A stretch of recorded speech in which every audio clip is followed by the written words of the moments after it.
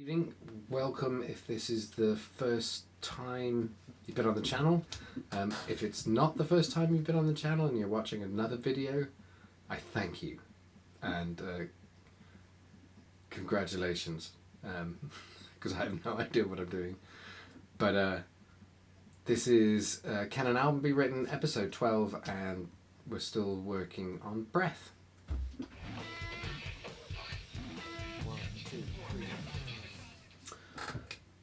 So I actually haven't done anything on breath as yet, really.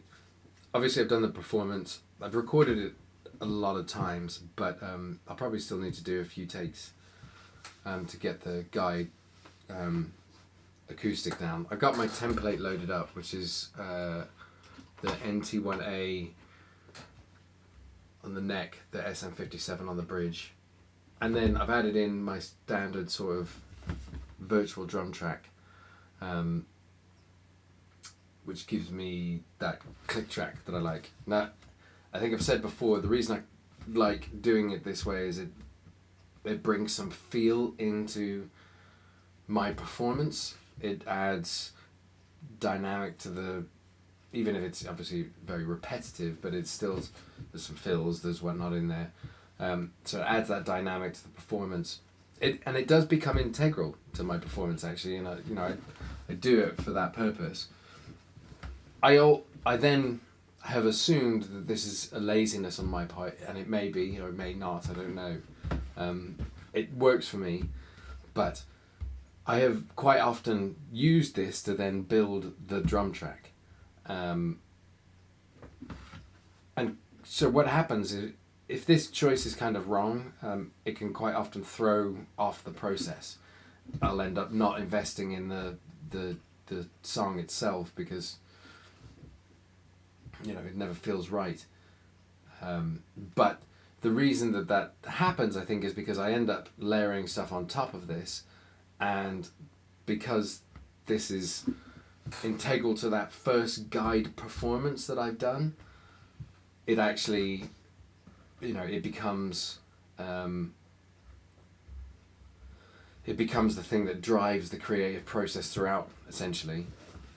Now, that's not to say I couldn't disregard this, obviously, and I should, right? If it's just like, and in this process, right, building this album will mean that breath is going on there one way or the other. It's one of the tracks, and so if I get this wrong, this could be a serious delay.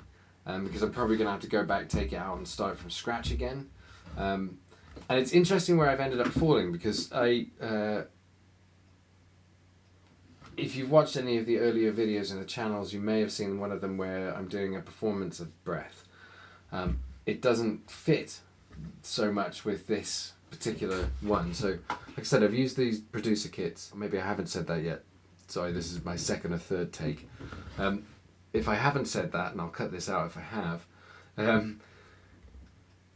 the producer kits on Logic appear to be version of the same drum kits that are in Logic anyway, and also in GarageBand, but with some production added into them. It sounds obvious now I say it like that, but I haven't looked into it, and I just sort of stumbled upon them. There's a compressor on here, which I've used before, a delay, which I haven't, so I'm looking forward to playing around with that, and then some EQ. The one I've chosen is Fake Machine, and it sounds like this. I've left this much swing on, and I've left fills on as well.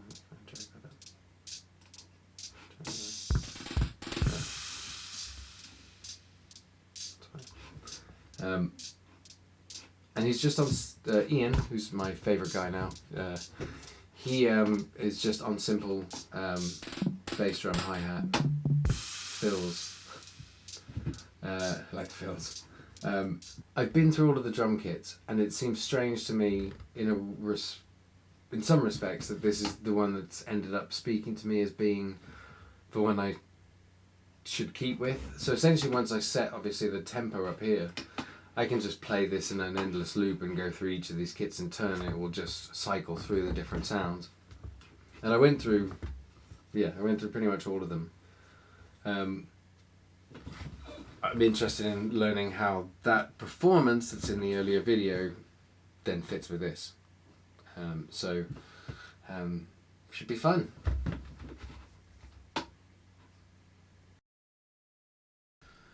So I just got through recording my test sort of tracks. I've been playing around with the setup in this room for like months. This is the first time that I've plugged into the desk. I've got the SM57, I've got the NT1A. Everything on the desk is set. Both of those channels are fixed and saved as part of the memory. And I've gone in and done a test recording, and I've gotten this, which is, you know, bang on, really.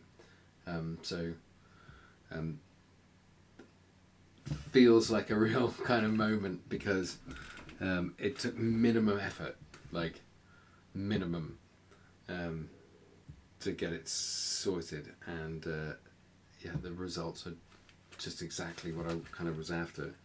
And have a listen through it. So this is a completely dry signal, nothing on the nothing in Logic. Everything is being done on the desk, and all the desk is doing actually on both tracks.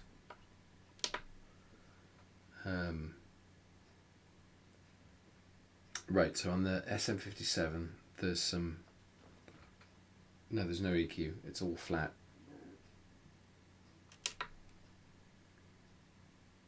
And on the NT1A, same, all flat, but both are panned.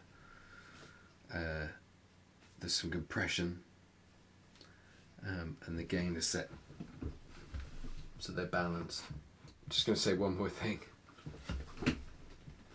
The tempo on here is set to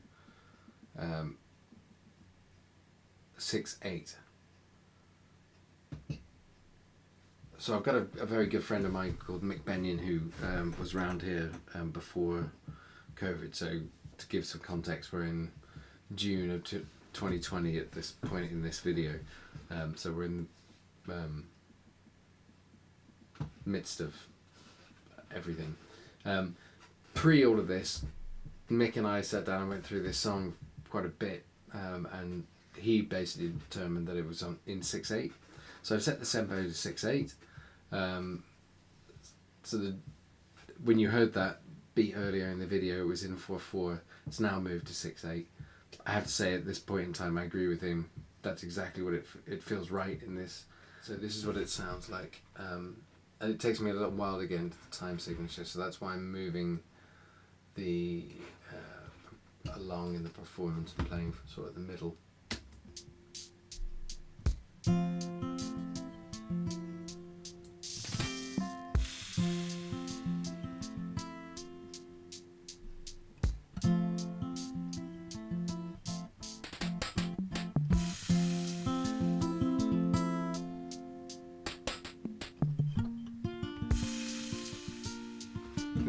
That's my mistake, not the beat being out.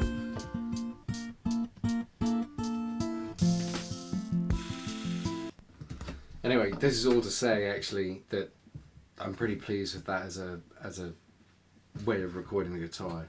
I need to work on the timing of the fills, etc. It feels quite good, but most pleased about this thing with the desk, because that's just a huge leap forward. That just means that doing the recording the acoustic guitar just suddenly becomes no effort, which is amazing, and kind of a first. Interesting.